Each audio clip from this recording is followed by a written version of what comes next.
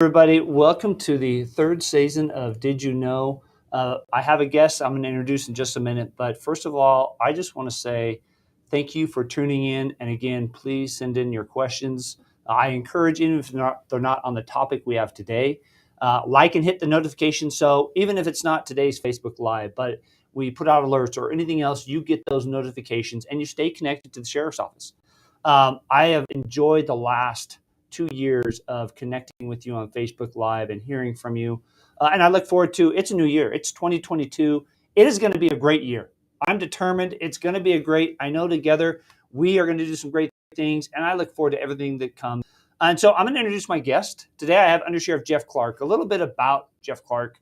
2 weeks ago, it was my honor to promote Jeff Clark to Under Sheriff Jeff Clark. Historically, we go back to 1995, January 12th. We started our academy together. Back then, you could be hired by an agency, which I was, but Jeff put himself through as a civilian, and then he started at the sheriff's office after completing the academy and testing in 1996. So we have worked side by side since we've known each other since 95, worked side by side since 96. And then when I came in office, I moved him up front, and then it was my honor to promote him to under sheriff. And I'm going to have him talk a little bit about what he's done, where he's been, because I can tell you he's been all over this office. He knows it. He knows the people. And more importantly, he knows this community and moving forward, how we can properly serve to keep you safe and make an impact. So welcome, Under Sheriff Clark. Thank you very much. New title. I know you've been on this show before, but first time as Under Sheriff. So how about you tell the community, I want to let you, but how you started, moved through your career, and then hit on what, I know there's a sheriff, but you as an undersheriff, you're oversee all three bureaus. What is your vision and what do you want to accomplish as undersheriff as we move forward? Well, first and foremost, thank you very much for the opportunity. I feel blessed, as I have throughout my career. As you stated, I've been here almost 27 years. And so again, I tell people I've had a blessed career. I've worked all over the agency in detention ops and administration, and some of the best jobs that you can have in law enforcement is SWAT. I was on SWAT for 7 years, and I got to fly in our helicopter program. I spent a lot of time up in Incline Village and got to operate the boat, and actually got to purchase and design the boat that we operate up there right now. And then as I promoted through the years, I got to go back into some of the assignments that I was as an officer. And I tell people all the time, it's good to go back to where you were as an officer, because you get to make changes and changes for the good, hopefully based on experience and what you've learned through your career. So as I promoted up through the ranks, I certainly went back in to detectives and different areas. But I tell people, as far as training goes, I spent a lot of time in training, both as a deputy, a sergeant, a lieutenant, and then as a captain. When I was promoted, I was transferred back into the jail, and I oversaw the jail for several years before making chief deputy. And so when we talk about moving forward, it's really, I think over the last 3 years under your leadership, we've started a lot of programs. We've made new priorities, certainly in the jail, for diversion programs and programs within the jail to really bridge the gap between incarceration and release when inmates are released to the community. And I will still have a passion for that and still want to oversee those programs to ensure they're continuing to be successful. Obviously, what's important to our office are some of the goals and strategic plans that we've created. And I can vision really just ensuring that we're staying on track with achieving some of the goals we've set. Obviously, trying to impact people experiencing homelessness is a big thing in our community, and those diversion programs to give people resources and find the resources in our community. A lot of people don't know our community is incredibly wonderful when it comes to resources. And a lot of times people just don't know where those resources are. And you've said this, for the last 3 years, that one of our goals is to ensure that people come in our front doors looking for resources instead of the back doors under arrest where we're trying to get them resources. So continuing that for sure is a priority. And just real quick before we talk about some of the things but just today we toured Empowerment. The Empowerment down Center, south, yeah. and I had to admit, I think we drove by, we thought it was a motel, and the program they have down there, amazing in helping women recovery and get back on their feet, and that's what it's about. And the programs we've done, the jail that you helped bring forward is tremendous, and I'm excited. So welcome to Undersheriff. Yeah. Although you've still been up from Undersheriff. So a couple things we're going to talk about. First of all, we are still celebrating our 160th anniversary. So again, we did you know, I believe in December. We are a little older than the state of Nevada at the Washington County Sheriff's Office. That's one thing we've always prided in, and a lot of people don't know.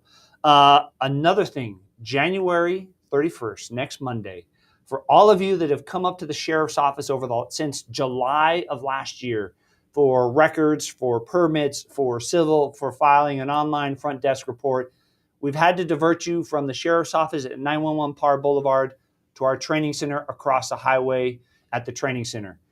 That remodel is done, and we are opening back up. We are moving this week, so come back starting next Monday. We're putting a lot of information out, so hopefully you haven't gotten used to going over to the training center for any of that, but unfortunately, because of where we're at with the pandemic, we aren't having an open house for the public, but we encourage the public once we open next Monday. Please come in if you have any issues or you're looking for records, permits, CCWs, file a front desk report, visiting, cashier for the jail. It'll all be in the remodel. So I'm extremely excited. Tomorrow we're going to highlight that with the media, but we have a remodel. And then February 1st, we started this back in 2019. The first report came out last year, the State of the Sheriff's Office, the SOSO, 2021. We accomplished a lot. A lot, yeah. A lot. And we're going to talk about a few things, but that is coming out. So please watch for that.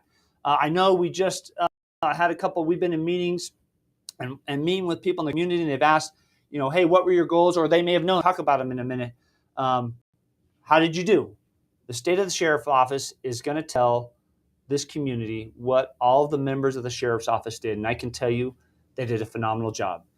We go around, we talk to our members, we see them. And I can tell you, as a community, we're not perfect. I'm not perfect. But we pride ourselves that we have a great Sheriff's Office. And the members here come day in and day out, and they give their all. So look for that. It's coming February 1st. COVID may have slowed us down over the last, now I've lost count, 24, almost 2 years. Let's just round it, almost 2 years. Yep. But again, we set some goals. We're going to talk about some now. It didn't slow us down. It may have slowed some of our engagement in the community, like our resource. We were talking about that. We're going to have a resource fair, so we'll probably highlight that coming up, that you were a part of starting in detention. But we still were able to outreach, shop with the sheriff, a lot of community outreach. We had our faith-based breakfast for the regional law enforcement and regional faith-based. So we still did a lot of great things. And this year we're looking to do hopefully more. Hopefully this surge, I'm going to think positive. It's going down, hopefully. And we're looking to get back out there and touch as many lives as we can in a positive manner. So let me talk about the remodel, because I want to highlight that, because that's a big deal. This is the first remodel I think we've had since an expansion, don't you think? Yeah, since the jail expansion. So it's a $1.5 million. We were so fortunate. Last year, the Nevada Department of Public Safety reached out, and from the first CARES funding, said, hey, we have this funding for CARES type related things. Can you spend it? And do you need it? And we said, absolutely. For those that may have come into the sheriff's office for business, or, unfortunately, if you may have had somebody that was arrested in the jail, that our facility was built and the jail's behind us. So we have a lot of movement throughout our building. And so with COVID, that's caused us some angst of the spread of keeping people. So this remodel is allowing us, when you come in next Monday, you're going to see it's a single point of entry. So anybody who's coming in for records, permits, CCWs, to file a front desk report, video, or for visiting for the jail, cashier. So if you want to put money on somebody's books and you want to do it in person, or if you want to come bail somebody out or pick somebody's property up, they're all coming up front. Right up front. Yeah, one door. And so that is the next remodel. And we did it for several reasons. The first was for the health and safety of both the inmates and trying to reduce the spread of the virus. If we have civilians moving back and forth, or the public coming in and out, and the safety and security of our members here. So this grant allowed us to try to isolate that to one area. Again, I want to reassure everybody so people don't think because we're still in COVID, unfortunately, we will be scrubbing that down. We are cleaning it. We have some other machines, but still masks. We still have masks. We have the Nevada Department of Public Safety. I can't thank them enough. So with that, we have a video, unfortunately, since we didn't have open house. So take it, and the video should be playing. Hello, my name is Kim Lentz. I'm the Detention Division Manager, and I'm here to talk to you today about the Administrative Services remodel.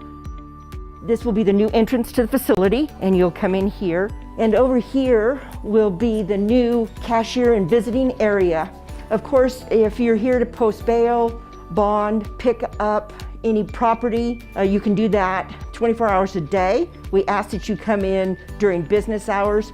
Property pickup will stop at 7 o'clock in the evening. Same with visiting. Right now, visiting is scheduled only, and it is all off-site. Those hours also will have a visiting specialist up here.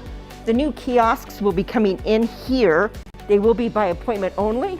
If you don't have access to a computer to schedule that appointment, we will have a self-help computer here for you to schedule that. That way you're guaranteed when you come in to visit with your inmate.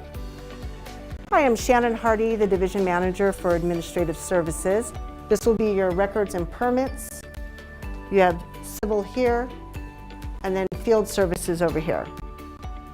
This will be our interview room, so field services will use this. In this office, we're going to have our permits. So we now have 5 stations where before we had 3 stations. These are like where we do fingerprinting, and then the customers sit on this side. We'll be opening our doors January 31st to the public.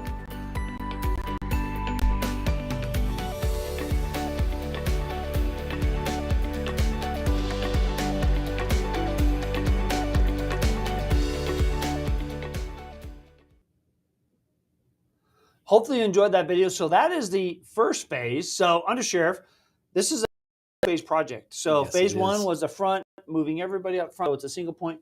What is phase 2?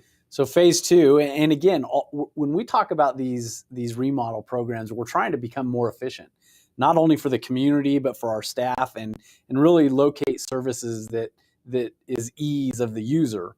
And so the phase 2 will take some of that area, since we're moving visiting and a lot of the detention services such as cashier, since we're moving those all up front under one roof with our civil department and everything else, we have the area by the jail that we're remodeling into phase 2.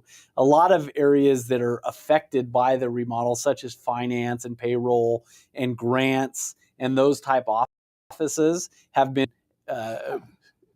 interrupted, right, during this. And so now phase 2 is that we're putting back a lot of the people that have been interrupted during the phase 1. We're creating a new office for the detention services unit and really combining some of our office space so that it's more efficient for inmates as they're leaving the jail to get resources, and our staff, and bringing regional teams together. Just like you see in the community, we're going to a lot of open bay type office spacing, and it's the importance of open bay is communication. It increases communication because you don't have to go into someone's office. You can, walk around to a different cubicle and say, hey, I need this assistance. So we're trying to really keep up with the times. And since this is kind of the first facelift or remodel that the sheriff's office has had in, over 30 years, it's very, very much needed not only for the community and what we do, but our staff as well. Absolutely. And I know, again, unfortunately, supply chains, we stay on. But when will this remodel? Now, this won't affect most of the public because all of those services are going to be moved up to phase one. But for phase two, when do you think we'll be done? Well, we were really hoping for this phase to start right after we did the grand opening of phase one and that area, because of supply chain issues that everybody's experiencing in our community. It's been now delayed until we'll start in April or May.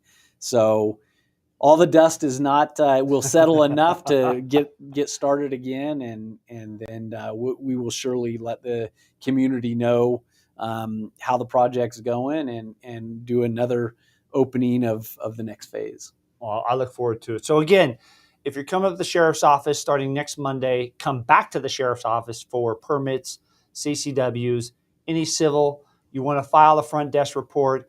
If you're visiting inmates in the back, you want to put money on somebody's property in person, you want to pick up some property, bail somebody out, it'll all be in the front. So we're excited to show that off and go into phase two.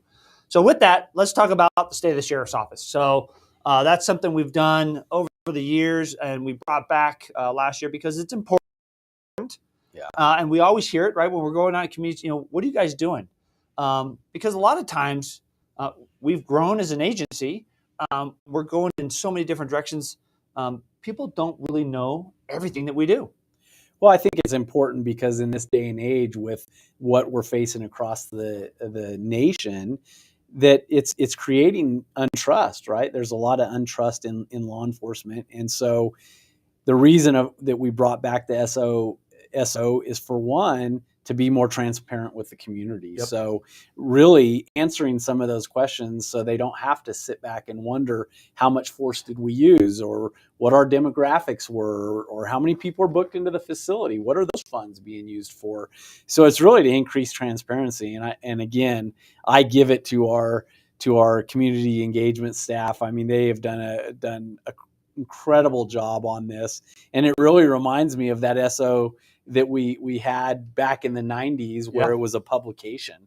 And so now we're not doing a hard copy publication because that's out with the times. And now we have new technology. And so it will be put out remotely on social media. Absolutely. And so for that, just so you may remember, last year, I believe it was in February, we talked about and we made a big deal about what's called stratified policing, intelligence-led policing, a lot of fancy words. Basically, in a nutshell, this is what it means. How do we identify on the outside in our community where crime is occurring, and how do we move our resources to go address that crime?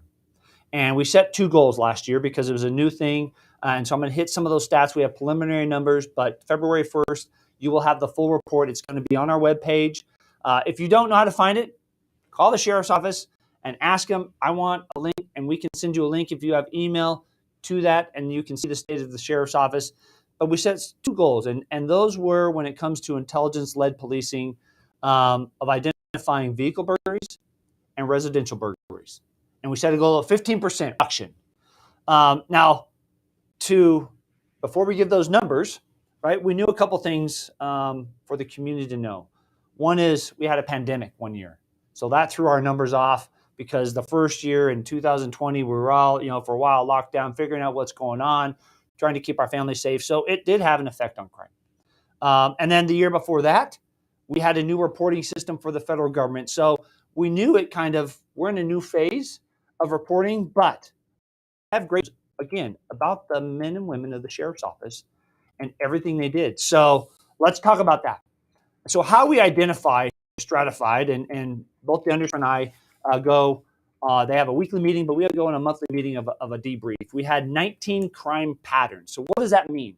The crime pattern means there is more than one crime in an area where it's a cluster. It could be a block, 2-block radius, where we know maybe 3 or 4, maybe they're occurring in one day, a couple days, over 1-2 week period, and 19 of those. And the main areas, so that were in Cold Springs, Spanish Springs, Hidden Valley, and Washoe Valley. So those were our 4 areas where the main patterns occurred last year, where we moved our patrol resources some of our special units. Mhm. We partnered with some of our other agencies, and we moved resources into those areas. And then in some instances, when we needed, we reached out to the community and said, hey, we need your help. And you may have seen a lot of press releases or on vehicle burglaries, or if we had a lead, we would ask you, please help us. So how did we do? So when it came to vehicle burglaries, year over year, so compared to last year, we were up 4%. But again, we knew those numbers because of the pandemic kind of threw us off. Yeah. So we compared it over a 5-year average. We actually reduced by 4%. So what does that mean? We had 167 vehicle burglaries last year. We had a couple of peaks, like we know, usually in the spring when people are locked down from the winter and they want to get out to the parks. And you always see us do a big, and we'll do it again this year, educational piece on locking your cars. And then usually again, sometimes in the winter when they're warming their cars. But we had 167. We had, comparatively, we had 8% reduction in residential burglaries. And so again, great job by the men and women in the sheriff's office. The one thing we knew, and we talked about this because we both went back to the Southern Police Institute when we learned about stratified, was for both of those reports before, and unfortunately it was because of the times, as we all know, the recession. Yeah. And that's one thing we've always prided ourselves on is that the sheriff's office was responding as we had to make you file those online. And so starting last year in February, we stopped that. And so if you were a victim and called the sheriff's office, you saw a deputy sheriff come out for a vehicle or residential burglary. But more importantly, what they did was not only did you get the deputy in, but they canvassed the area, about a 2-block radius.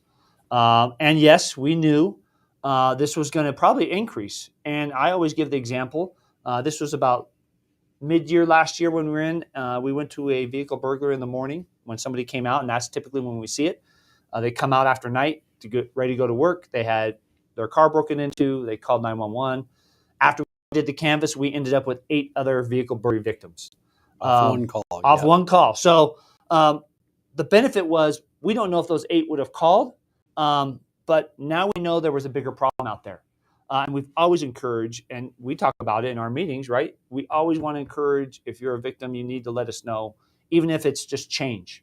And I think, again, unfortunately, and both Jeff and I were in detectives, we scratch our head, and I want to take an opportunity real quick for vehicles when they're in wherever you go with your car.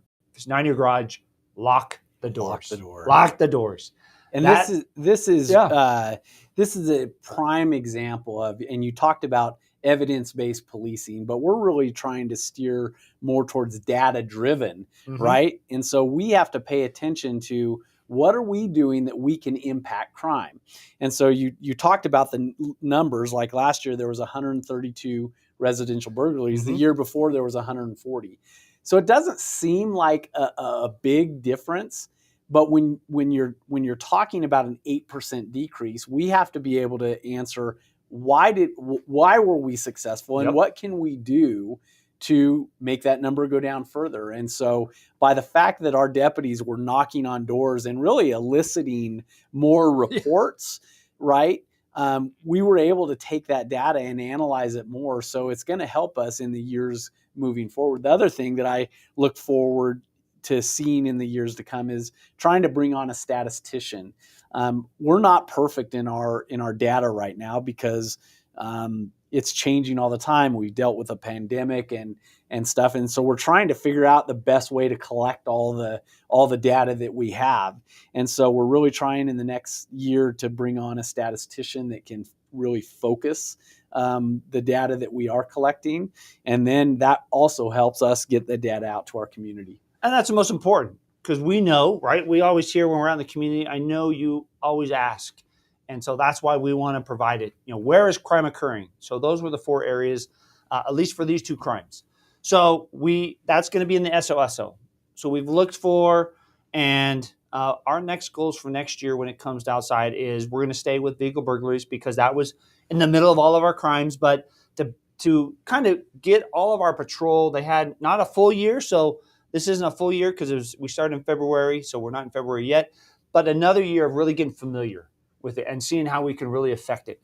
And since we didn't see a large increase in vehicle burglaries, this is where we change up tactics, right? And maybe we go out to the community more, or maybe we get the horses out to trailheads and things like that to try and reduce it and see if we can impact that over this next year. Yeah, so that's going to be one, vehicle burglaries. The next is going to be, instead of residential, what we saw an increase, unfortunately, was commercial burglaries. So now we're going to change our focus to commercial burglaries. Not that residential burglaries are not important. We are still going to do a full court press on those. But for this year's goals, we want to reduce those. And I will be coming out here in the near future, letting you know what exactly that number is. How do we want to have an impact? And then more importantly, something new, as we talked about, we know there are certain crimes that may be hard to get out and prevent, but they have a huge impact when that crime occurs on the victim and our community. And so our third goal is going to be the safety, prevention, and awareness of sexual assaults. Unfortunately, that was our biggest uptick. When you look at statistically in crime last year was our sexual assaults. But we know one thing from listening to our detectives, our patrol, our community, our victim advocates, that has the biggest harm on both the victims. And so you're going to see the sheriff's office do a lot of awareness prevention. So if you're out there, if you're a service provider, if you're an entity, or you're interested in how you can collaborate with this office, we welcome that because that's one thing that we'll be looking on next year. And again, you will be able to see the SOSO. We will put those goals out. One thing, and I don't know when, hopefully this year, we've been talking about it. We put it out last year. You can go on our webpage now and see who we're citing every month. And we update it every quarter. So every quarter, our top 10 citations, who are arresting, and break it down by race and ethnicity. And we also do the population breakdown of the jail. And then we keep the 20-year in custody deaths. But at some point, we're working towards, hopefully again this year, so we'll see if we can accomplish that, is putting out the crime stats for the community. So again, not only you have to wait for the SOSO, but that's something the undersheriff and I have been talking about, and we're going to get out there and get that information to you. So, and using research-based practices, right? Absolutely. And we'll continue to use when we talk about some of these more violent crimes, right? Yes. Something that we're introducing this week, we introduced to staff, and that we'll certainly be moving forward towards, is the harm index, right? And so it's a nationally recognized research tool that people use for a community to see what crimes are having the most impact in the community. And so that's something scientifically that we're going to use to try to address those crimes that we know are having the most impact in our community. Absolutely. So again, I know I gave you a lot of information. The remodel, it's our still 160th anniversary. Our SOSO remodel, remember, January 31st, open next Monday.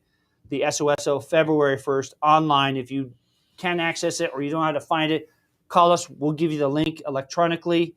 And then crime stats, 4% reduction over a 5-year average, or we had a 4, if you compare it to just last year, a 4% increase. And then a 8% reduction in residential burglaries, 4% in vehicle burglaries. We set our goals. Those are going to come out. I'll make sure we put them out to you as the community. Thank you for joining us. Thank you. And again, congratulations. Thank you very much. So please, if you have any questions about what we talked about today, send it in. We will answer them. If you have any questions that may not pertain to today, again, send them in. Hit your notifications so you stay connected to the sheriff's office, because we want to stay connected to you. And I look forward to 2022. So again, thank you and be safe.